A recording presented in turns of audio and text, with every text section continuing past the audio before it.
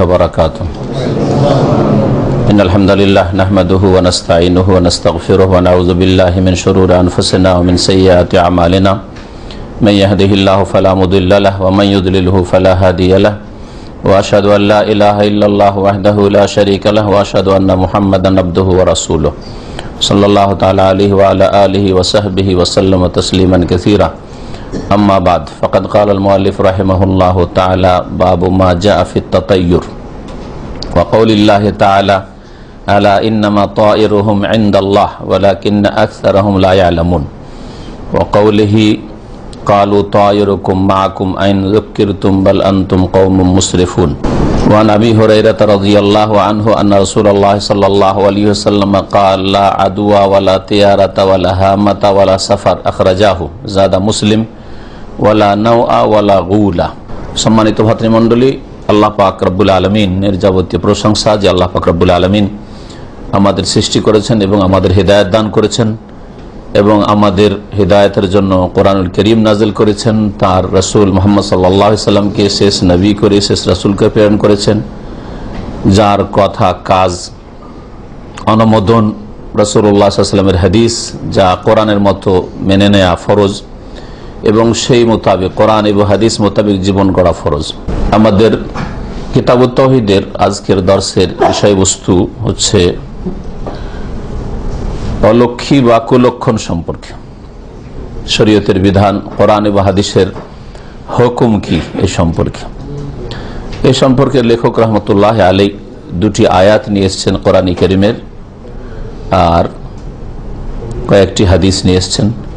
এবং কারো মনে যদি কোনো কিছু সম্পর্কে কুলক্ষণের কথা জাগে, অলক্ষীর কথা এরকম সৃষ্টি হয়, মনে এরকমের সংশয় হয় অথবা ভয়ভীতি সৃষ্টি হয় যে কি হবে না হবে, তাহলে তাতে থেকে রক্ষার এবং আল্লাহর প্রতি আস্থা তাওয়াক্কুলকে মজবুত করার দোয়াও নবী করিম সাল্লাল্লাহু আলাইহি সাল্লাম শিখিয়েছেন। এই বিষয়গুলি আজকের দর্শে আসবে। এক কথায় কোনো কিছুকে অলক্ষী বা কুলক্ষণ মনে করা, কোনো কিছু হোক, বস্তু হোক, ব্যক্তি হোক, গাছপালাই হোক, পশু হোক, পাখি হোক, কোনো কিছুকে খারাপ লক্ষণ মনে করা যে এটা হচ্ছে খারাপ লক্ষণ, এই রকম ধরনের লোক খারাপ লক্ষণ, এমনকি যে কোনো বিষয় হইতে পারে, রং পর্যন্ত হইতে পারে। উলামায়ে কেরামরা যারা আকীদার বিশেষজ্ঞ তারা বলেছেন যে অনেক মানুষের মধ্যে এরকম বিভিন্ন রং সম্পর্কে অলক্ষীর ধারণা আছে, কুলক্ষণের ধারণা আছে। কালো রং ভালো না, কালো রং দেখলাম ভালো না, লাল দেখলাম এটা ভালো না। যেমন আজকাল কালো পতাকা ঝুলায়, হ্যাঁ, সেটা শোকের চিহ্ন। হ্যাঁ, তো এখান থেকে কুলক্ষী বা অলক্ষী সব পয়দা হইতে পারে। এইরকমই লাল সিগন্যাল মানে ডেঞ্জার, তাই না? তো এগুলি পরিভাষা যদি টার্ম হয় আন্তর্জাতিক, সেটা আলাদা কথা, যে লাল আছে মানে থামেন, গ্রিন আছে মানে ঠিক আছে আপনারা চলেন। কিন্তু এটাকে আপনি লাল দেখলেন সেই জন্য এটাকে খারাপ মনে করবেন বা কুলক্ষণ মনে করবেন আপনার জীবনে। কোনো অবস্থাও হইতে পারে, ব্যক্তি, বস্তু, আল্লাহ পাকের যে কোনো সৃষ্টি, গাছপালা হোক, পশু পাখি হোক, অথবা কোনো অবস্থা হইতে পারে, কোনো দুর্ঘটনা, কোন একটা ভাষা হইতে পারে, আওয়াজ হইতে পারে, যেটাকে হয়তো আপনি মনে করেছেন যে এটা কুলক্ষণ, এই আওয়াজটা এই সময় শুনলাম না। কখনো কোনো কিছুকেই কুলক্ষণ মনে করবেন না, কারণ এটা হচ্ছে সর্বনিম্ন যা হুকুম তা হচ্ছে এটা হচ্ছে শিরকে আসগার। শিরক দুই ভাগে বিভক্ত, বড় শিরক আর ছোট শিরক। আর শিরকে খাফি মানে গোপনীয় শিরক, বড় শিরকগুলিও হইতে পারে বেশ কিছু বড় শিরক, আর যেগুলো শিরকে আসগার ছোট শিরক। আর ছোট শিরক, শিরক নামকরণের দিক থেকে ছোট শিরক, কিন্তু কাবিরা গুনাহ হওয়ার দিক থেকে ছোট শিরক, শিরকে আসগার ও কাবিরা গুনাহ অন্যান্য কাবিরা গুনার চাইতে কোনো মতেই কম নয়। তো কোনো কিছুকে অলক্ষী বা কুলক্ষণ মনে করার সর্বনিম্ন হুকুম হচ্ছে সেটা হচ্ছে শিরকে আসগার, ছোট শিরক মানে কাবিরা গুনাহ, কাবিরা গুনাহ সেটা। অন্যান্য কাবিরা গুনাহ ফাসিকদের জীবনে যা হয়ে থাকে, মদ খাওয়া, চুরি করা, বেঈমানি করা, আত্মসাৎ করা, ওয়াজিব ছাড়া, তার চাইতে কোনো দিক থেকে কম না। আর যদি এই বিষয়গুলির ওপর বা এইরকম অবস্থার ওপরই আস্থা হয় যে এইরকম যখন আমি দেখলাম বা জানলাম তাহলে আমার কাজটা মোটেই ভালো হবে না, মোটেই ভালো হবে না। আর এটা এর উপর নির্ভর করছে, এরকম অবস্থার ওপর বা এই ব্যক্তির ওপর বা এই লক্ষণের উপর নির্ভরশীল। তাহলে আল্লাহর উপর মোটেই আস্থা নেই।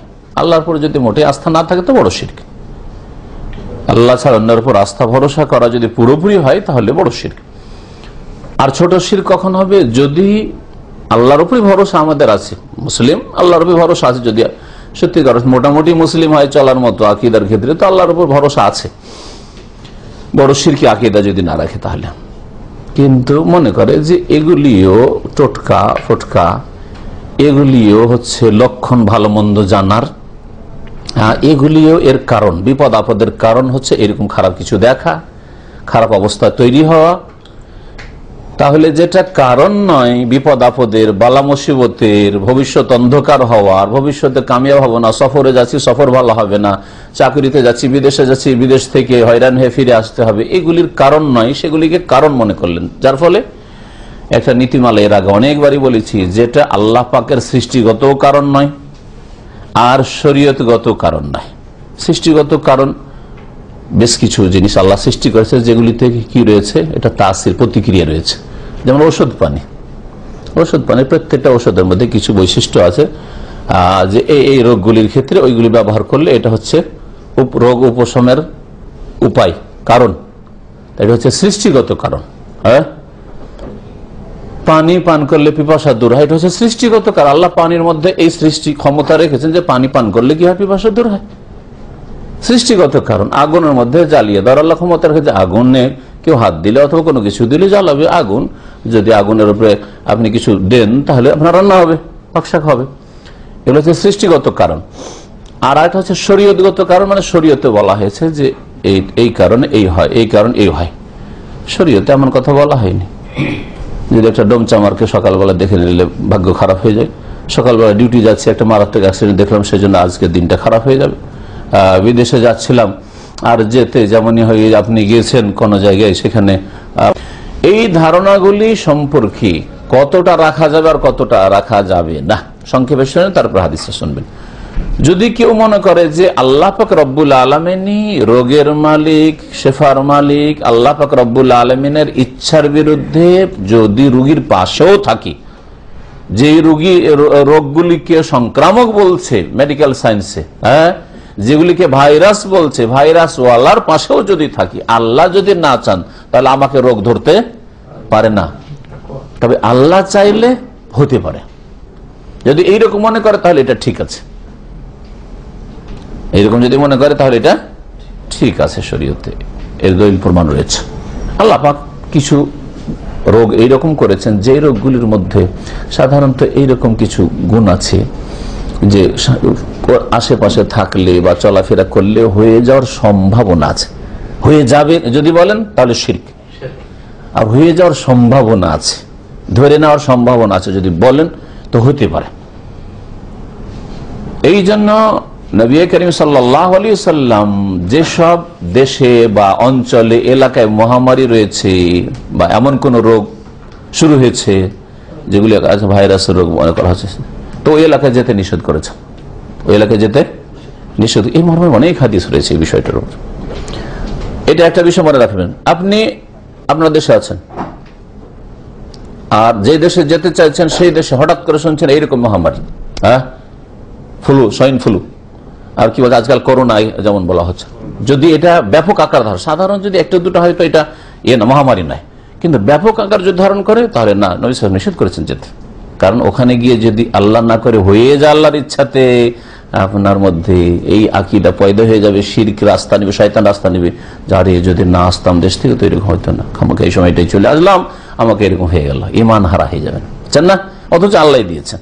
অনেক মানুষ এখানে লাখ লাখ মানুষ বাস করছেন ধরেন ওই সমাজে, তাদের কেন হচ্ছে না? কারণ আপনি আসেন আপনাকে হয়ে গেল 1001টা বা 10,001টা, তাই না?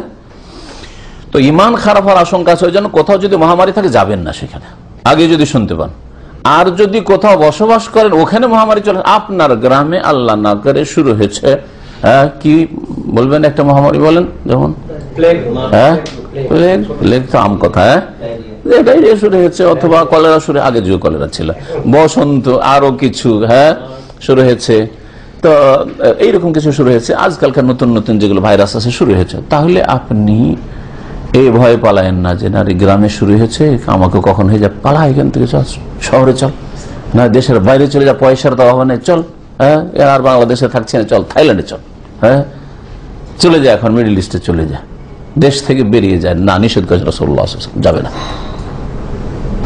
কারণ আল্লাহ না করে তোমার মধ্যে ওই অসুখ হয়ে গেছে হয়তো, আর ওই অসুখটা নিয়ে পালালে, নিয়ে গিয়ে আর একটা দেশকে খারাপ করে দিল, বরবাদ করে দিল। হ্যাঁ, হতে পারে এরকম।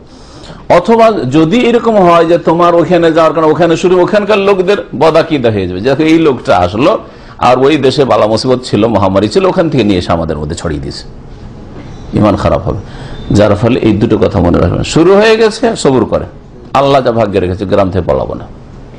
জি, বাড়িতে শুরু হয়ে গেছে, ধৈর্য ধরে ইমান মজবুত রাখেন, আল্লাহর উপর আস্থা তাওয়াক্কুল মজবুত রাখেন। আর যদি কোনো দেশে হয়ে থাকে খবর পেয়েছেন, যাবেন না। এখন নবী সাল্লাল্লাহু আলাইহি ওয়াসাল্লাম কি বলছেন যে সংক্রামক কোনো ব্যাধি নেই, মানে এইরকম জাহিলি যুগের আকীদা যা আজকাল অনেক মুসলিমদের মধ্যে আছে, যে না এই ব্যাধি ওয়ালার পাশে থাকলেই, আমাকে বসলেই, হাঁচি পড়েছে লোকটার পাশে, নামাজ পড়লেই এই ভাইরাস ধরে নেবে, তাহলে শিরক লা দুয়া। নবী সাল্লাল্লাহু আলাইহি ওয়াসাল্লাম নেই, কুলক্ষণ মনে করলেন আপনি এই অবস্থাটাকে, হ্যাঁ, সুতরাং এটা শিরক। আর যদি মনে করেন যে কখনো কখনো হয়ে যেতে পারে আল্লাহ ইচ্ছা করলে, তাহলে আপনি যতদূর পারবেন সতর্ক থাকেন। ওয়ালা তেয়ারা, আর এটা হচ্ছে আম সাধারণ কথা, কোন অলক্ষী বা কুলক্ষণ নেই, যেটা আজকের মূল বিষয়বস্তু। আর ওর মধ্যে এক এক ধরনের রয়েছে অলক্ষী বা কুলক্ষণ, ওগুলোর কয়েকটা আর এখানে উল্লেখ করেছেন। ওয়ালা হামাতা, আর পেঁচা যে কুলক্ষণ বা অলক্ষী এইরকম কিছু শরীয়তে নেই। পেঁচা বা পেঁচার ডাক, আরব জাহিলিয়াতের যুগের কথা, পেঁচার ডাক শুনলে সেটা চালিয়ে দেয়। পেঁচার ডাক শুনলে তারা মনে করতো যে না বিপদ আছে। পেঁচা যদি দেখে নিয়েছে কোনো গাছপালায় বা কোথাও এলাকায়, তো বলছে কোনো বিপদ আপদে নিয়ে এসছে। আর সুবহানাল্লাহ, 1400 বছর পার হয়ে চলে গেছে, আরব জাহিলিয়াত, আরব মুশরিকদের মধ্যে বদ আকীদা, শিরকি আকীদা ছিল। আজ ভারত বাংলাদেশেই আকীদা রয়েছে, মুসলিমদের মধ্যে রয়েছে। কেমন মুসলিম যে ওই আকীদাই পোষণ করে, ওই ভ্রান্ত বিশ্বাসের, যে ভ্রান্ত বিশ্বাস আবু জাহাল আবু লাহাবদের ছিল।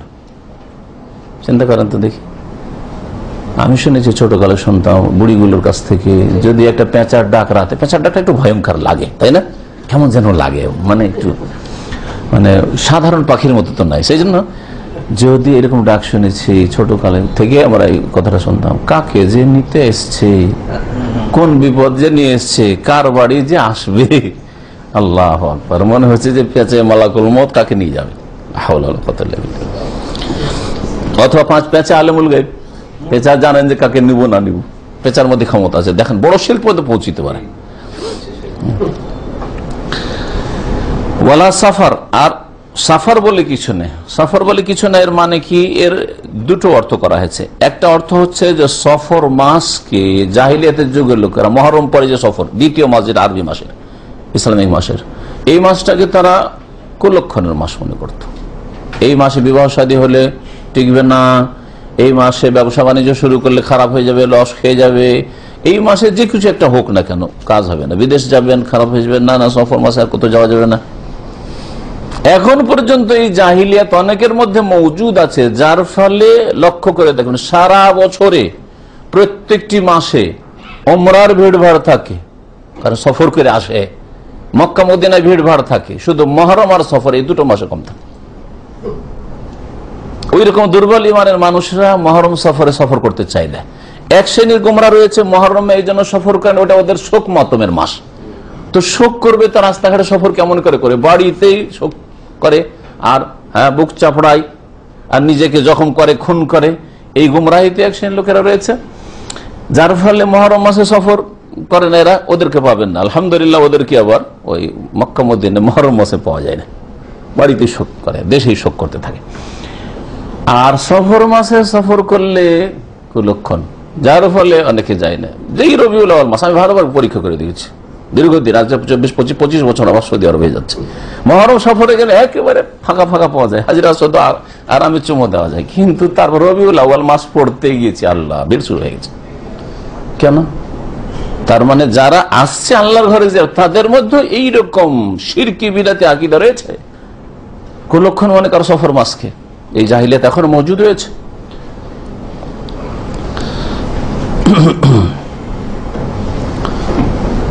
এই হাদিসটি ইমাম বুখারী ও মুসলিম বর্ণনা করেছেন।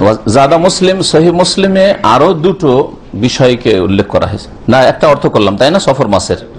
আর সফরের আর একটি অর্থ হচ্ছে যে জাহেলিয়াতের যুগেরা মনে করত যে কিছু কিছু পশু অথবা মানুষের পেটে কখনো কখনো সাপ পয়দা হয়ে যায়, সাপ জন্মে যায়। আর মনে করে যে এই সাপ যদি কারো পেটে জন্মে যায় তাহলে এটা হচ্ছে সংক্রামক ব্যাধি। কারো পেটে সাপ জন্মে গেছে আর ওর আশেপাশে উঠা বসা করলে, খাওয়া দাওয়া করলে, ওর সাথে চলাফেরা করলে, একই ঘরে থাকলে যে যারা ওর আশেপাশে থাকবে তাদের পেটেও সাপ জন্মে যাবে। এটা ছিল জাহিলিয়াতের যুগের শিরকি আকীদা। এখন এই আকীদাটাকে আমরা এক সাপ থেকে একটু যদি সরে গিয়ে করি, কৃমির রোগ, পেটে কৃমি আমাদের দেশে খুব বেশি হয় না? বিশেষ করে বাচ্চাদের, বড়দেরও কৃমি হয়। অনেক সময় মুখ দিয়ে, নাক দিয়ে কৃমি উঠে, আপনি জানেন কিনা দেশে। তো এর কিছু কারণ রয়েছে, মেডিকেলের কারণ রয়েছে, খালি পায়ে চলাফেরা করা ইত্যাদি ইত্যাদি এই ধরনের। তো কৃমি, যখন কৃমি পেটে যদি হয় আর যদি মানে এটা সংক্রামক ব্যাধি, একে কৃমি হয়েছে রে, এর সাথে খেলে, এর পাশে বসলে, এর ঘরে শুইলে, এর ছোঁয়া নিলে, এর থালা ব্যবহার করলে, এর গ্লাস ব্যবহার করলে, গ্লাস পানি খেয়ে রেখেছে ব্যবহার করলে আমাকে কৃমি হয়ে যাবে, এইরকম ধারণা করে, তাহলে ওরই অন্তর্ভুক্ত। তো সাফার মানে পেটের ওই সাপের ভ্রান্ত ধারণা, আর এটা সংক্রামক ব্যাধি মনে করতো। আর এমন তাদের ধারণা ছিল আন্নাহা আসাদ্দ আদওয়া মিনাল জারাব, এই যে চুলকানি পাঁচড়াকে যে মানুষের সংক্রামক ব্যাধি মনে করে, চুলকানি ওর পাশে ছোট থেকে সন্তান মাদ্রাসায় 12-13 বছর ছেলে পড়তো, আরে ওর চুলকানি আছে, ওর পাশে বসিস না, ওর পাশে কেউ শুইতে চায় না কাউকে চুলকানি হলে। তো ওর চাইতে বেশি মারাত্মক মনে করতো জাহেলিয়াতের যুগের লোকেরা যে এর পেটে সাপ হয়ে গেছে, পাশে থাকলে আমার পেটে সাপ হয়ে যায়। ইমাম মুসলিম রাহমাতুল্লাহ আরো দুটো বিষয় উল্লেখ করেছেন। তার একটি হচ্ছে ওয়ালা নওয়া, আর ইসলামে নক্ষত্রের প্রতি বিশ্বাসের কোন স্থান নেই। আরব জাহেলিয়াতের যুগের লোকেরা মনে করত যে বিভিন্ন নক্ষত্র আকাশে যে উঠে, এক একটি নক্ষত্র এক একটি লক্ষণ রয়েছে। অমুক নক্ষত্র যদি আকাশে দেখা যায় তাহলে বৃষ্টি হবেই হবে, ওই নক্ষত্রের মাধ্যমে বৃষ্টি হয়। যদি মনে করে সেই নক্ষত্র বৃষ্টি দেয় তাহলে বড় মুশরিক, বড় কাফের, কারণ বৃষ্টিদাতা কে? আল্লাহ, তাহলে বড় মুশরিক হবে, বড় শিরক করলো। আর যদি মনে করে যে না, এই আল্লাহ বৃষ্টি দেবেন কিন্তু এই নক্ষত্র হচ্ছে বা অমুক মাসটি হচ্ছে কি বৃষ্টির লক্ষণ, বৃষ্টির উপায় নয়, অথচ উপায় মনে করলো, এটা হচ্ছে শিরক আসগার বলেছি। তাহলে এটা হবে শিরক আসগার, ছোট শিরক হবে। আর একটি বিষয় এখানে জানেন, যদি মনে করেন না এটা মৌসুম, আমার দেশে বৈশাখ মাস সম্পর্কে অনেকের ধারণা যে বৈশাখ মাসে কালবৈশাখী ঝড় হয়। যদি এইরকম মনে করে শুধু এতটুকু যে বৈশাখ মাসটা হচ্ছে কালবৈশাখী ঝড় হওয়ার মৌসুম, এটা মৌসুম হইতে পারে, নাও হইতে পারে।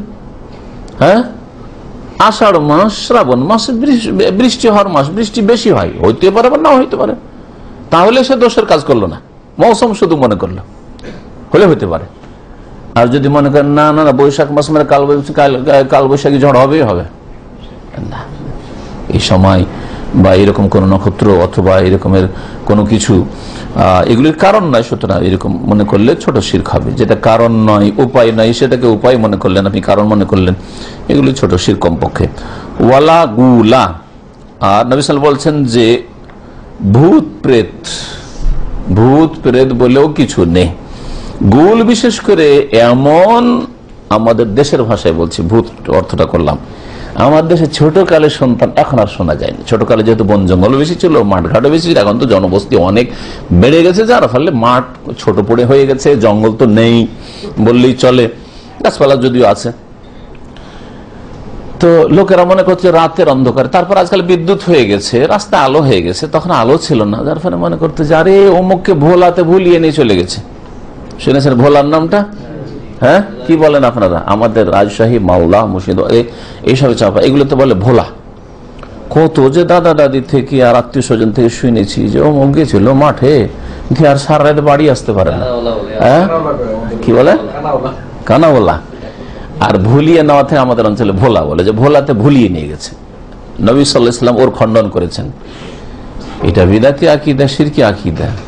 যদি মনে করেন যে সে রাস্তা বুঝতে পারছে না, কারণ রাতের অন্ধকারে শহরে চললে বোঝা যায় না যে আমার পশ্চিম কোন দিক পূর্ব কোন দিক, বোঝা যায় না। অনেক সময় যেই শহরে আপনি প্রথম যাচ্ছেন কিছুই বুঝতে পারেন না যে কোন দিকে যাচ্ছে না যাচ্ছে। আমি আমার জীবনের কথা বলছি, যে এখন তো খানিকটা বুঝতে পারি, কারণ অনেকদিন হয়ে গেল দামাম খবর মিলে আশেপাশে বুঝতে পারি, কিন্তু প্রথম দিকে একবার দামাম থেকে খবর গিয়েছি, সুখবা খবর গিয়েছি, দিয়ে তার বুঝতে পারি না যে এই খবর থেকে বেরোবো দামাম যাবো কোন দিকে, এই দিকে না ওই দিকে, কিছু বুঝতে পারি। এই অবস্থা দেখি বোঝা যাচ্ছে না, অথচ লাইট আছে। এখন ওইখানে যদি ইমানের দুর্বলতা থাকে তো বলে আমাকে ভোলাতে ভুলিয়ে দিয়েছে, আমার পেছনে ভূত লেগে গেছে, বুঝছেন না, শয়তান লেগেছে আমার পেছনে, না ভ্রান্ত কথা, ভ্রান্ত আকীদা। বলছেন ভাষ্যকার হাফেজাহুল্লাহ, গুল আল গুল জিনসু মিনাল জিন্নি ওয়া শায়াতিন, জিন শয়তানের এক ধরনের জিন শয়তানের নাম। ইয়াজউমুন, আরব মুশরিকরা প্রাচীন যুগ থেকে এরকম ধারণা করতো, আন্নাহা তুদিল্লুহুম আনিত তারিক ওয়া তুহলিকুহুম, রাস্তা ভোলা করে দেয়, রাস্তা ভুলিয়ে দেয়, আর তারপর রাস্তা বলে কোথা থেকে কোথায় নিয়ে চলে যায়, ধ্বংস করে দেয়, বাড়ি ফিরতে পারে না।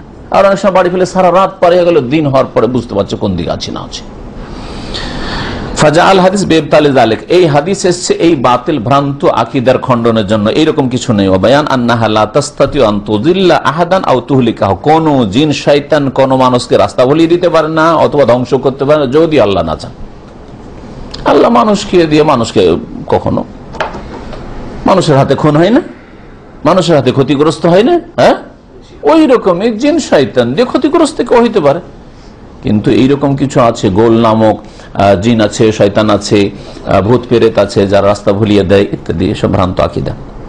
ওয়ালাহুমা, আর সহিহ বুখারী মুসলিমে রয়েছে আন আনাসিন, আনাস রাদিয়াল্লাহু তাআলা আনহু থেকে বর্ণিত, কাল তিনি বলছেন, কাল রাসূলুল্লাহ সাল্লাল্লাহু আলাইহি ওয়াসাল্লাম, রাসূলুল্লাহ সাল্লাল্লাহু আলাইহি ওয়াসাল্লাম বলেছেন, লা আদওয়া ওয়ালা তিয়ারাতা, সংক্রামক ব্যাধি বলে কিছু নেই, যে সম্পর্কে বিস্তারিত বললাম। যদি মনে করেন যে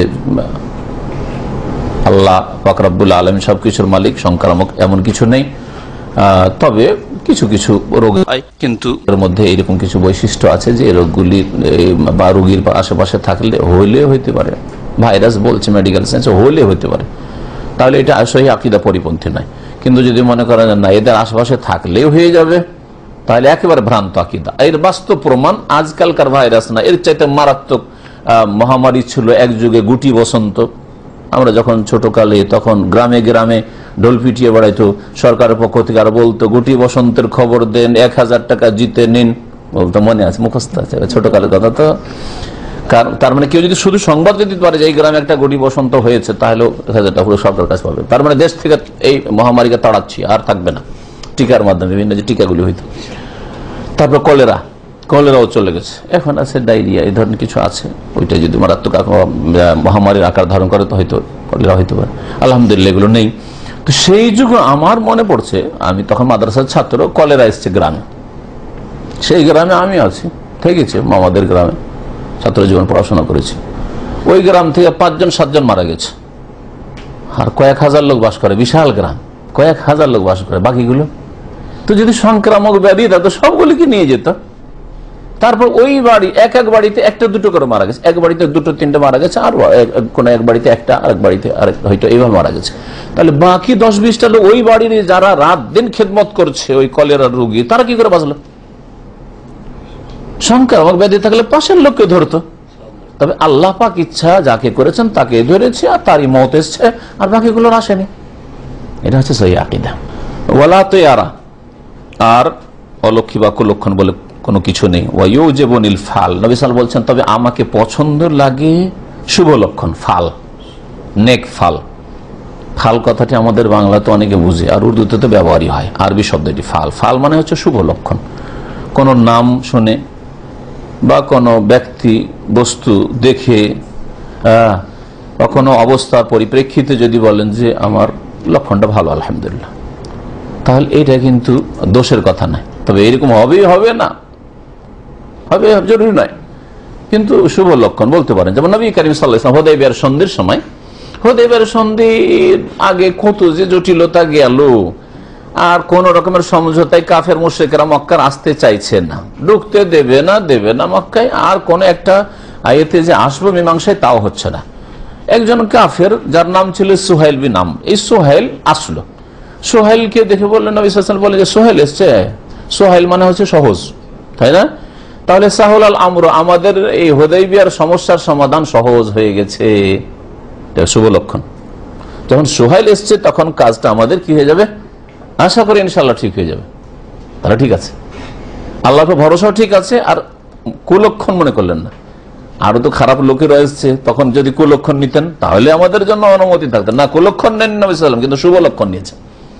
এইরকমই আপনাদের গ্রামের ঝগড়া বিবাদ, পারিবারিক দ্বন্দ্ব অথবা গোত্রীয় দ্বন্দ্ব যাই হোক না কেন, মিটছে না।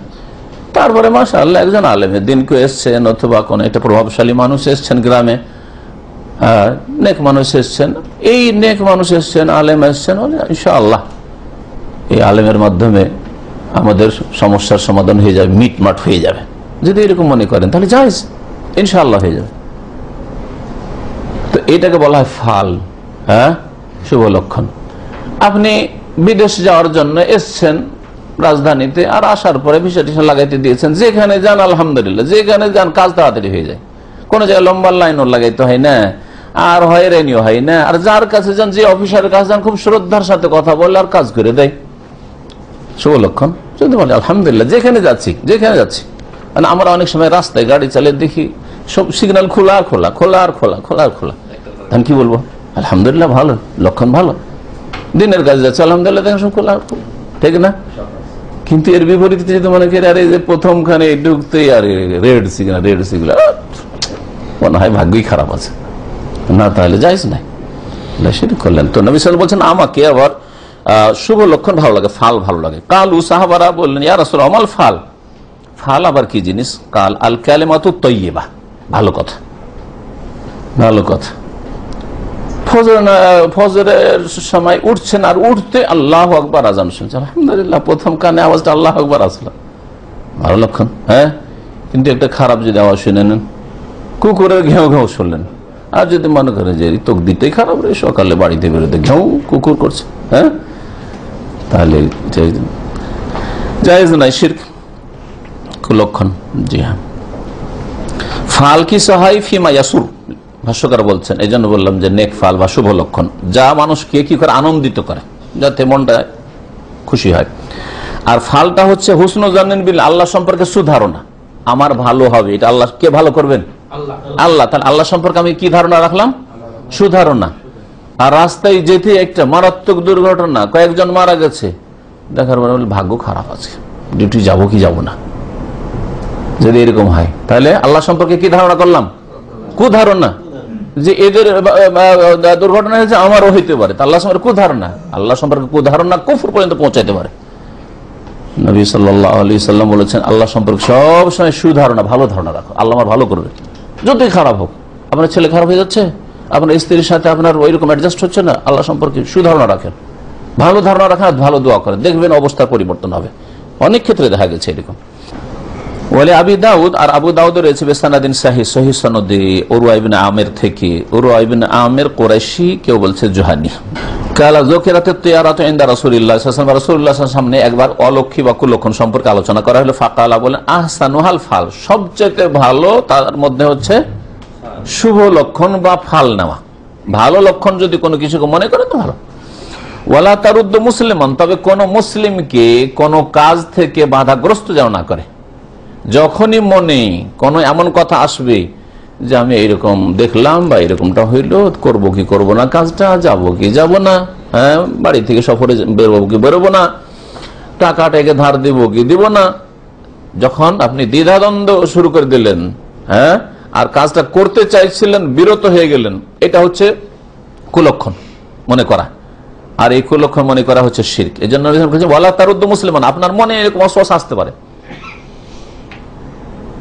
এটা লোককে ধার দিতে চাইছেন, আপনি ধার চেয়েছে, হয়তো ধার দিতে চাইছেন, আর তারপরে ভালো কাজ, এমন কোন খারাপ কাজ তো মনে করেননি, আপনি গুনার কাজে দিচ্ছেন না, আপনি ভালো মানুষকে ধার দিচ্ছেন, ইনশাআল্লাহ দিয়ে দিবে, ধার দিতে চাইছেন। তারপরে এমন একটা কোনো অবস্থা দেখলেন, আওয়াজই হোক অথবা কোনো অবস্থায় হোক, এর মাঝে কিছু ঘটলো, কোনো টাকাটা, ওয়ালা তারুদ্দু মুসলিমান, কোন মুসলিমকে যেন তার সিদ্ধান্ত নিতে বা কাজ করে যেতে বাধা না দেয়। বিরত না রাখে। ফায়দা আহাদুকুম মা ইয়াকরাহ, তোমাদের কেউ যদি এমন কোন অপ্রীতিকর অবস্থা দেখে, এমন কিছু দেখেন যেটা খারাপ লাগলো আপনাকে, ফালিয়াকুল, তাহলে এই দোয়া পড়েন। শয়তান ওয়াসওয়াসা দিতে পারে যে তোর মনে হয় ভালো হবে না, খারাপই হবে রে, তখন এই দোয়া, আল্লাহুম্মা লা ইয়াতি বিল হাসানাতি ইল্লা আনতা, হে আল্লাহ কল্যাণ মঙ্গল তোমার ছাড়া কেউ নিয়ে আসতে পারে না। ওয়ালা ইয়াদফাউ সাইয়্যাতি ইল্লা আনতা, আর অমঙ্গলকে, অমঙ্গলকে, অনিষ্টকে তোমার ছাড়া কেউ দূরীভূত করতে পারে না, তুমি দূর করবে, কোন অমঙ্গল যেন না আসে আর কল্যাণ যেন আমার জীবনে আসে। ওয়ালা হাওলা ওয়ালা কুওয়াতা ইল্লা বিকা, তোমার ছাড়া আমার ফেরারও শক্তি নেই আর কোনো ক্ষমতাও নেই, আমি এখান থেকে ওখানেও ফিরতে পারি না, আর কোনো কিছুকে ফিরাইতে পারি না, আর কোনো ক্ষমতাও রাখি না যদি তুমি না দাও তাহলে। এই হাদিস আবু দাউদের হাদিস। তো একটা দোয়া শিখলেন তাহলে, কোনো লক্ষণ নেই, আর মনে যদি কিছু আসে, এই রকম মনে যদি আসে শুধু, আর সেটাকে ধরে না রাখেন, তাহলে গুনাহগার হবেন না। মনে আসতে পারে এইরকম কোন অপ্রীতিকর অবস্থা দেখলে, মন্দ অবস্থা দেখলে, বা কিছু এরকম হয়ে গেলে, কষ্টদায়ক কিছু হয়ে গেলে, কিছু হইতে পারে। বাড়ি থেকে যেদিন বেরোচ্ছেন, ভালো ভালো মানুষের ইমান খারাপ হয়ে যেতে পারে। বাড়ি থেকে যেদিন বেরোচ্ছেন সেদিন হঠাৎ করে আপনার কেউ মারা গেল, মা মারা গেল, ছেলে মারা গেল, যদি এরকম হয় তাহলে না রে, আরে সেদিন যাবেন না সেটা আলাদা কথা, বাড়িতে একটা ঘটনা ঘটেছে সেদিন যাবেন না সেটা আলাদা কথা, কিন্তু না, কাজটাই বাদ, কাজটাই বাদ, আর যাবোই না। কারণ যখন এইরকমটা হলো, বের হচ্ছিলাম ওই দিনে আমার মা মারা গেল, আমার ছেলেটা মারা গেল, বা একটা দুর্ঘটনা বাড়িতে ঘটেই গেল, বা আজকে রাতের বাড়িতে চুরি হয়ে গেল, যাবোই না। যদি এরকম হয় তাহলে শিরক, এটা জায়েজ নয়। নবী করিম সাল্লাল্লাহু আলাইহি ওয়াসাল্লাম যখন ওসামার নেতৃত্বে রাদিয়াল্লাহু আনহু, আর তার অধীনে 18 বছরের ছেলে, প্রধান সেনাপতি, কমান্ডার তিনি, আর আবু বকর ওমর যাচ্ছেন জোরফ, এখন মদিনার ভিতরে একটা মদিনার মহল্লার নাম, আজকে থেকে 25 বছর আগে আমরা দেখেন জোরফটা একেবারে এক সাইডে ছিল, এখন মদিনার ভিতরে পড়ে গেছে জোরফ। জোরফ নামক স্থানে পৌঁছেছেন এই সেনাবাহিনী, সে শাম দেশের উদ্দেশ্যে জিহাদ করার জন্য, আর নবী সাল্লাল্লাহু আলাইহি ওয়াসাল্লাম ইন্তেকালের খবর চলে আসলো। আজকালকে দুর্বল ইমানের মতো লোক, আরে এই সফরে মুজাহিদিনরা বেরিয়েছে আর নবী ইন্তেকাল হয়ে গেল, তার মানে আর যাওয়া হবে না। আবু বকর রাদিয়াল্লাহু আনহু খলিফা হওয়ার পর কি করেছেন? সর্বপ্রথম যে কাজটা করেছেন, যে রাসূলুল্লাহ নির্দেশ দিয়েছিলেন আর নবী সাল্লাল্লাহু আলাইহি ইন্তেকালের খবর শুনে থেমে গিয়েছিল, প্রথম কাজ হচ্ছে তাকে পাঠাইতে হবে। ওয়ালা তারুদ্দু মুসলিমান, কোন মুসলিমকে তাদের কাজ করতে যেন বাধা না দেয় কোনো কিছুকে লক্ষণ মনে করা। তো মনে যদি না ধরে রাখেন, মনে আসলো উড়িয়ে দিলেন আর আল্লাহর উপর ভরসা করলেন, তাহলে লা ইয়াদুররু, কোনো ক্ষতি নেই, বাল ইউযহিবুহুল্লাহু বিত্তাওয়াক্কুল, আল্লাহর উপর ভরসা করলে তা দূর হয়ে যাবে। আল্লাহর উপর ভরসা করা ফরজ, আর আল্লাহ ছাড়া অন্যের উপর আস্থা ভরসা রাখি না, এই বিষয় থেকে, এইরকম ভ্রান্ত আকীদা থেকে সম্পর্ক ছেদ করা, সম্পর্ক ছেদের ঘোষণা করা ফরজ, লা হাওলা ওয়ালা কুওয়াতা ইল্লা বিল্লাহ বলার মাধ্যমে। ওয়ান ইবনে মাসউদিন মারফুআন, আব্দুল্লাহ ইবনে মাসউদ রাদিয়াল্লাহু তাআলা মরফু বর্ণিত, আত্মীয়ারাতু শিরকুন, নবী সাল্লাল্লাহু আলাইহি বলেছেন যে কোনো কিছুকে অলক্ষী বা কুলক্ষণ মনে করা হচ্ছে শিরক, আত্মীয়ারাতু শিরকুন দুইবার বলেছেন। তাহলে কোনো কিছুকে অলক্ষী বা কুলক্ষণ মনে করা শিরক, এ কথা কার? কোন আলেমের, ইমাম সাহেবের? আমার দেখেন হাদিস, আব্দুল্লাহ বিন মাসউদ বর্ণনাকারী প্রখ্যাত সাহাবী, আর মারফু রাসূলুল্লাহ সাল্লাল্লাহু আলাইহি ওয়াসাল্লামের বাণী, দুইবার করে আত্মীয়ারাতু শিরকুন, আত্মীয়ারাতু শিরকুন। এই হাদিস দ্বারা প্রমাণিত হয় যে কোনো কথা যদি গুরুত্বপূর্ণ হয় তাহলে একাধিকবার রিপিট করা, 2 বার 3 বার রিপিট করা বাঞ্ছনীয়, কারণ মন্দ কাজ নয়। মানে মনে করি একটা কথা বারবার বলার প্রয়োজন বা কি, বিরক্তিকর না। গুরুত্বপূর্ণ যে পয়েন্টটা, ওইটা কয়েকবার বলেন, যাতে করে মানুষের মগজে বসে যায়, ভালো করে বুঝে নেই, হয়তো একবার শোনেনি, ঝিমাচ্ছিল অথবা অমনোযোগী ছিল।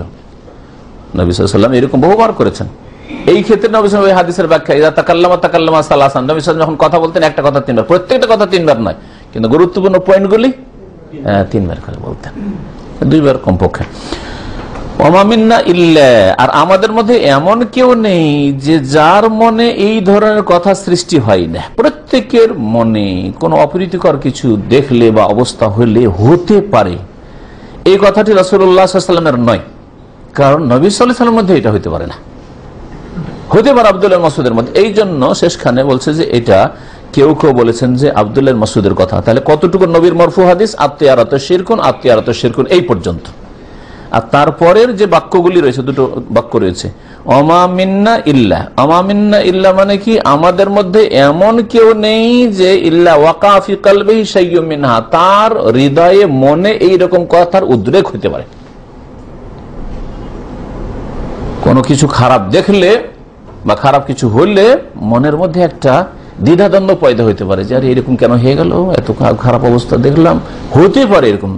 যখনই এরকম কথা আসবে তখন আল্লাহর ভরসাকে বাড়াবে, ওয়ালাকিন্নাল্লাহ ইউযহিবুহু বিতাওয়াক্কুল, তবে আল্লাহ পাক তার অনিষ্টকে দূর করে দেবেন আল্লাহর উপর তাওয়াক্কুল, আস্থা ভরসা করলে।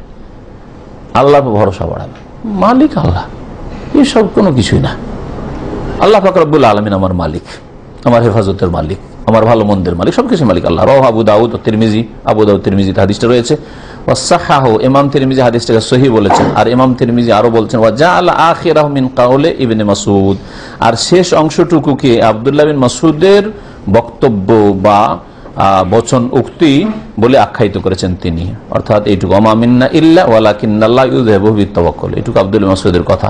অর্থাৎ আব্দুল্লাহ মাসউদ বলছেন যে আমাদের মধ্যে, মুমিনদের মধ্যে, যে কোনো মানুষের মধ্যে এরকম ওয়াসওয়াসা পয়দা হতে পারে, কিন্তু নবী সাল্লাল্লাহু আলাইহি ওয়াসাল্লাম এইরকম ছোটখাটো ওয়াসওয়াসা থেকেও মুক্ত, এই জন্যই এটা নবী সাল্লাল্লাহু আলাইহি ওয়াসাল্লামের কথা হইতে পারে। বলে আহমদ আর মুসনাদ আহমদে রয়েছে মিন হাদিস ইবনে আমর, আব্দুল্লাহ বিন আমর ইবনে আস রাদিয়াল্লাহু তাআলা আনহুমার বর্ণিত হাদিস, মান রাদ্দাতহু তিয়ারাতু আন হাজাতি ফাকাদ আশরাকা, যদি কোন ব্যক্তিকে কুলক্ষণ মনে করা তাকে ফিরিয়ে দেয় তার প্রয়োজন থেকে, তার সিদ্ধান্ত থেকে, তাহলে সেই ব্যক্তি শিরক করলো।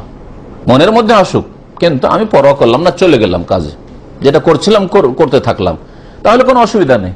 কিন্তু যদি আপনার প্রয়োজন থেকে ফিরিয়ে দেয়, যাচ্ছিলেন ওমরায়, নাম লিখেছিলেন ওমরায়, হঠাৎ করে একটা বাড়িতে দুর্ঘটনা করেছেন, না রে লক্ষণ খারাপ, যাব না, তাহলে শিরক করলেন আপনি।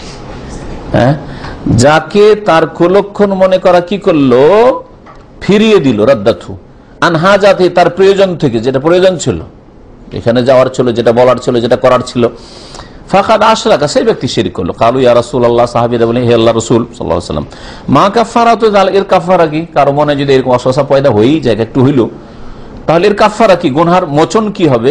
কালা আইয়াকুল, এই দোয়া বলবে। তাহলে এই দোয়াটা বললে মন থেকে যে শয়তানি ওয়াসওয়াসা ছিল দূর হয়ে যাবে, আর মনে দ্বিধাদ্বন্দ্ব ছিল তাও দূর হয়ে যাবে, আল্লাহর উপর তাওয়াক্কুল, ভরসা বাড়বে, আর আল্লাহর কাছে কল্যাণ কামনা করা হইলো। কি দোয়া বলবে? আইয়াকুল আল্লাহুম্মা লা খায়রা ইল্লা খায়রুকা, হে আল্লাহ, তোমার দেওয়া কল্যাণ ছাড়া আর কোনো কল্যাণ হতে পারে না। তুমি কল্যাণ দিতে পারো, আমার বসও দিতে পারে না, আমার রাজাও দিতে পারে না, আমার মন্ত্রীও দিতে পারে না, কেউ দিতে পারে না, কোনো শক্তি দিতে পারে না, আমার বাপও দিতে পারে না, স্বামীও দিতে পারে না। এমন নয় যে আমার স্বামী ভালো চাকরি করে, অসুবিধা নেই, অভাব নেই, জামাই ভালো একটা চাকরিতে আছে, অথবা অনেক টাকার মালিক, কোনো অসুবিধা না, এটা গায়রুল্লাহর ভরসা। তাওয়াক্কুল কোথায় আপনার যাচ্ছে? লা খায়রা ইল্লা খায়রুকা, হে আল্লাহ, তোমার কল্যাণটাই আসল কল্যাণ, তোমার কল্যাণই কল্যাণ, তোমার কল্যাণ ছাড়া কোনো কল্যাণ নেই। ওয়ালা তাইরা ইল্লা তাইরুকা, আর তোমার পক্ষ থেকে নির্ধারিত অমঙ্গল ছাড়া কোনো অমঙ্গল নেই। তুমি যদি কোনো অমঙ্গল না করো, তোমার ইচ্ছাতে না হয়, তোমার হেকমতে, তাহলে সেই অমঙ্গল কেউ নিয়ে আসতে পারে না, কোনো কথা, কাজ, অবস্থা, ব্যক্তি কেউ নিয়ে আসতে পারে না আমার অমঙ্গল। ওয়ালা ইলাহা গায়রুকা, আর তোমার ছাড়া কোনো সত্য মাবুদ আমার নেই। এই দোয়া, আল্লাহুম্মা লা খায়রা ইল্লা খায়রুকা ওয়ালা তাইরা ইল্লা তাইরুকা ওয়ালা ইলাহা গায়রুকা ওয়ালা ইলাহা গায়রুকা। ওয়ালাহু মিন হাদিসিল ফাদল ইবনে আব্বাস, ফাদল ইবনে আব্বাস রাদিয়াল্লাহু তাআলা আনহুমা থেকে, আব্দুল্লাহ আব্বাসের এক ছেলে আব্দুল্লাহ, আর এক ছেলে ফাদল, বড় সুন্দর ছিলেন দেখতে। তো এই ফাদল বিন আব্বাস রাদিয়াল্লাহু আনহুমা থেকে বর্ণিত, তার হাদিসের ইন্নামা তায়ারাতু মা আমদাকা আও রাদ্দাকা, কখন কুলক্ষণ হবে, কুলক্ষণে পরিণত হবে, আর কুলক্ষণটা আপনার শিরকে পরিণত হবে। কখন? ইন্নামা তায়ারাতু, নিঃসন্দেহে কুলক্ষণ, অলক্ষী, ওটা মা আমদাকা, যা তোমাকে কি করে, তা তোমার কাজ করে যেতে দেয়, হ্যাঁ, করে যেতে দেয়। ইতিবাচক দেখলেন, করে যেতে হবে। আও রাদ্দাকা, অথবা তোমাকে ফিরিয়ে দিল। যখন আপনি মনে করবেন যে কোনো আমি কিছু একটা যদি দেখি এরকম, বা কোনো একটা যদি এরকম পরিস্থিতি তৈরি হয়, তো কাজটা করব, আর না হলে করব না, এইটা হচ্ছে হ্যাঁ কুলক্ষণ নেওয়া, না, কখনো না। যেমন আরব জাহিলিয়াতের আরেকটা কাজ ছিল ইস্তেকসাম বিল আজলাম, তীর দিয়ে ভাগ্য নির্ণয় করা। কোরআনে কারিমে মদের সাথে আর কিসের সাথে, জুয়ার সাথে আল্লাহ তুলনা করে বলেছে ইন্নামাল খামরু ওয়াল মাইসিরু ওয়াল আনসাবু ওয়াল আজলাম, চারটি কথা। খামর, মদ, ওয়াল মাইসির, জুয়া, ওয়াল আনসাব, আর মূর্তি পূজা, মূর্তি পূজার সাথে মিলিয়ে আল্লাহ আর কি ওয়াল আজলাম, আর তীর দিয়ে ভাগ্য নির্ণয় করা। ওরা করতো কি, তীরের মধ্যে একটাতে লেখা থাকতো ইফাল করো, আর একটা দিল লা তাফাল করিও না। তারপরে তীরের ব্যাগে রাখা আছে, ওর খোলের মধ্যে রাখা আছে, বের করতো, মুশরিকরা সফর করার আগে বা কোনো একটা কাজ করার আগে, কারোর সাথে একটা ব্যবসা করার আগে, আদান প্রদানের আগে, যাবো কি যাবো না, ইয়ামান যাবো কি যাবো না, শাম ইত্যাদি, তো বের করে দিত ইফাল, হ্যাঁ করব। তার মানে ওদের আলেমুল গায়ব হচ্ছে কে? ওই তীর। লা তাফাল লেখা আছে, আরে তীরটাতে লা তাফাল বলছে রে, করিও না, তার মানে যাবো না, তার মানে যাবো না, শিরক। এই জন্য মূর্তি পূজার সাথে আল্লাহ তুলনা করে বলেছেন। তো নবী সাল্লাল্লাহু আলাইহি ওয়াসাল্লাম বলছেন যে হ্যাঁ, কোনটা তেয়ারা হবে যেটা হারাম শিরক, আর তেয়ারা তো শিরক নবী সাল্লাল্লাহু আলাইহি ওয়াসাল্লাম বলেছেন এর আগের হাদিস, তাই না? তো কোনটা তেয়ারা হয়ে যাবে, কুলক্ষণ নেওয়া হয়ে যাবে যদি আপনাকে সেই কাজটা করতে বাধ্য করে, যে না এইরকম দেখেছি সুতরাং করবোই, ভালো হবেই হবে, না তো আল্লাহর ভরসা কোথায় গেল? এই ক্ষেত্রে আপনার আল্লাহর ভরসা করো না। আওরাদ্দাক অথবা ফিরিয়ে দিল, কাজ করতে চাইছিলেন কিন্তু না করবো না, কারণ এই খারাপ কিছু দেখেছি আমি, খারাপ লক্ষণ মনে হচ্ছে। এইরকম যেন না হয়। কোনো কাজের যদি আপনি সংকল্প করে থাকেন, আল্লাহর ভরসা করেন, এই মর্মে একটি আয়াত দিয়ে শেষ করছি। মহান আল্লাহ ইরশাদ করেছেন, ফাইজা আযামতা ফাতাওয়াক্কাল আলাল্লাহ, যখন তুমি দৃঢ় সংকল্প হয়ে যাবে, তুমি অন্তরে পাকা পোখতা ইচ্ছা করে নেবে যে আমি এই কাজটা করবো, ফাতাওয়াক্কাল, আল্লাহর ভরসা করো, আল্লাহর ভরসা করো। ইন্নাল্লাহ ইউহিব্বুল মুতাওয়াক্কিলিন, আল্লাহর উপর যারা আস্থা ভরসা করে তাদেরকে আল্লাহ পাক ভালোবাসেন, আর যাদেরকে ভালোবাসেন আল্লাহ পাক তাদেরকে অসহায় ছেড়ে দেবেন না, সাহায্য হবে না আল্লাহর, এটা হবে না। আল্লাহ পাক যেন বুঝার তৌফিক দান করেন। আল্লাহ পাক রব্বুল আলামিন যেন ভুল ভ্রান্তি থেকে আমাদেরকে বাঁচিয়ে রাখেন। আল্লাহ পাক রব্বুল আলামিন যেন আমাদের সমস্ত রকমের শিরক থেকে, বিদআত থেকে, গুমরাহি থেকে আল্লাহ পাক বাঁচিয়ে রাখেন। আল্লাহ পাক যতদিন আমাদের দুনিয়া রাখবেন, আমাদের দুনিয়ার সার্বিক কল্যাণ যেন দান করেন, আর আখিরাতের সার্বিক কল্যাণ আল্লাহ পাক দান করেন। আল্লাহ পাক আমাদের জান্নাতুল ফিরদৌস যেন দান করেন। যেসব ভাই বোনেরা অনলাইনে শুনছেন, আল্লাহ পাক তাদেরকে যেন উত্তম প্রতিদান দান করেন, আল্লাহ পাক তাদের মেহনত কবুল করেন, এবং আল্লাহ পাক রব্বুল আলামিন যেন তাদেরকে ইলম আমলের তৌফিক দান করেন। আল্লাহ পাক আমাদের সকলকে তাদের সাথে জান্নাতুল ফিরদৌস যেন দান করেন। ওয়া সাল্লাল্লাহু নবিয়ানা মুহাম্মদ ওয়া আলা আলিহি ওয়া সাহবিহি আজমাইন। একবার জিজ্ঞাসা করেছে, দুই তলা মসজিদে আলাদা আলাদা তলায় একসাথে দুই জামাত পড়া যাবে কিনা? না, যাবে না। এক মসজিদে যদি জানতে পারে যে জামাত একটা হচ্ছে, তাহলে আরেক জামাত জায়েজ নয়, সে দ্বিতীয় জামাত হোক আর পহেলা জামাত হোক, জায়েজ নয়। না জেনে করলে আল্লাহ হয়তো কবুল করবেন, কিন্তু জেনে শুনে বুঝতে পারছে নিচে নেমে যাবে। জিন ও শয়তান কখনো মানুষ বা অন্য জীব জন্তুর রূপ ধারণ করতে পারে? হ্যাঁ, জিনের সংজ্ঞাই রয়েছে যে তাশাক্কালু বিল আশকালিল মুখতালিফা, জিন যে কোনো রূপ ধারণ করতে পারে, নিশ্চিহ্ন হয়ে যেতে পারে আপনার সামনে থেকে। হঠাৎ করে বিড়াল ছিল, নাও থাকে, হঠাৎ করে মানুষ ছিল, নেই, হঠাৎ করে মহিলা, হঠাৎ করে পুরুষ, হ্যাঁ, হঠাৎ করে গাছ হয়ে গেল, যে কিছু হইতে পারে। জি, এই ক্ষমতা আল্লাহ পাক জিনকে দিয়েছেন। প্রতি ফরজ নামাজের শেষে যৌথ ভাবে দোয়া করা যায় না? একা একা দোয়া করে, ফরজ নামাজের পরে যৌথ ভাবে দোয়া করার কোনো দলিল নেই, এই জন্য ঠিক নাই। সৌদি আরবের আমলটাই হচ্ছে কোরআন এবং হাদিস ভিত্তিক আমল। একামতটা কি হবে বলে, একামত একরা একামত রয়েছে, দোহরা একামত রয়েছে, কিন্তু একরা একামতটা বেশি সই। আর দোহরা একামত যদি দেয়, তার জন্য ওর সাথে আজানের ধরনটা তারজি রয়েছে, যারা তারজি দিয়ে আজান দেয় তারা দোহরা একামত দেবে। কিন্তু বেলালের আজান নিল আর একামতটা আবার বেলালের নিছেন আবু মাহজুরা নিল, এটা ঠিক নয়, যেটা হানাফি মাযহাবের প্রচলিত তরিকা। বেতরের নামাজ যদি 3 রাকাত পড়তে চায়, তাহলে 2 রাকাতের পর সালাম ফিরাতে হবে কিনা? সালাম ফিরে দেন, ভালো, সালাম ফিরে দিয়ে 1 রাকাত পড়েন, অথবা একটানা 3 রাকাত পড়বেন, আত্তাহিয়াত পড়বেন না। মাগরিবের সাদৃশ্য বেতর পড়া নিষেধ আছে একটা হাদিস।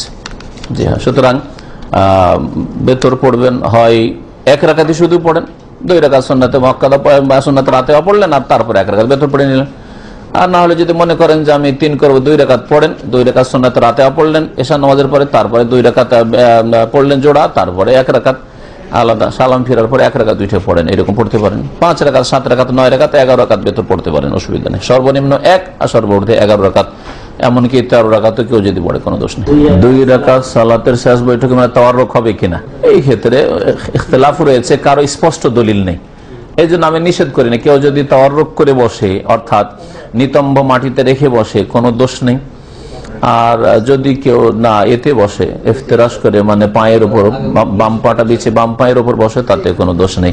এই ক্ষেত্রে স্পষ্ট ক্লিয়ার দলিল নেই, সুতরাং ইজতিহাদি ইখতিলাফ ইমাম আহমদ আর ইমাম শাফির রয়েছে, কোনো দোষ নেই। বাকি হানাফি ফতোয়াতে যে না, তাওয়াররুক মোটেই নেই, 2 তাশাহুদ বিশিষ্ট নামাজের শেষ তাশাহুদে না, এটা ঠিক না। আবার মহিলাদের জন্য তাওয়াররুক ওদের কাছে, মহিলাদের জন্য আবার নিতম্বের উপর বসবে, আর পুরুষরা বসবেই না শেষ তাশাহুদেও, তাদের 2 তাশাহুদ বিশিষ্ট নামাজ ওইটা